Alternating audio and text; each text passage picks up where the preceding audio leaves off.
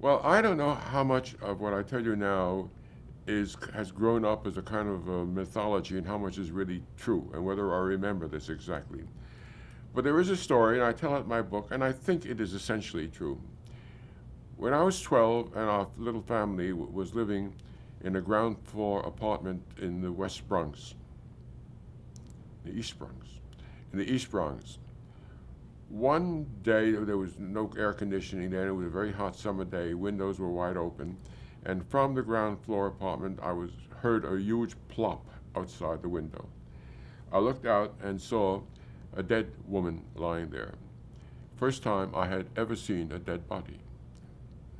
I'll talk maybe later about what I remembered of my father's funeral, but that's another story. I went outside, waited for the police to arrive, waited for the police to check up on who the woman was and whether she was fallen or pushed or whatever, and it took notes, and then called the Bronx Home News, which in those days gave $5 for an original news story or news tip. And it was not like as in the play, the front page. It wasn't that I said, "Hello, sweetheart, give me a rewrite."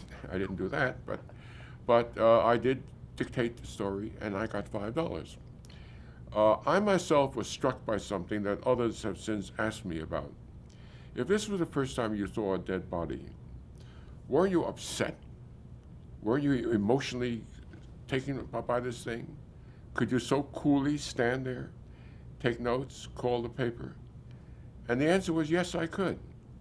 And I myself, friends, my mother was a little surprised, and I myself was rather surprised that I had this quality of being able to keep cool, observe, and be able to report, which obviously I'm giving you all the qualifications to be a journalist.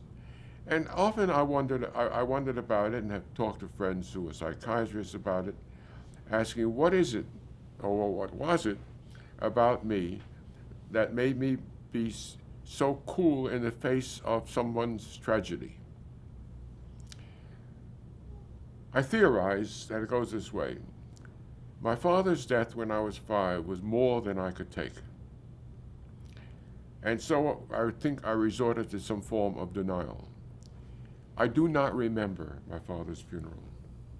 I only remember that several of us got into a car, and the first time I had ever been in an automobile. I remember that we were on some ferry or something going over water, which had to be the Staten Island ferry on the way to the cemetery in Staten Island. I do not remember anybody speaking. I don't remember anybody saying anything. Don't remember the coffin being lowered into the ground. I remember nothing of it. Wiped it out. I wiped it out.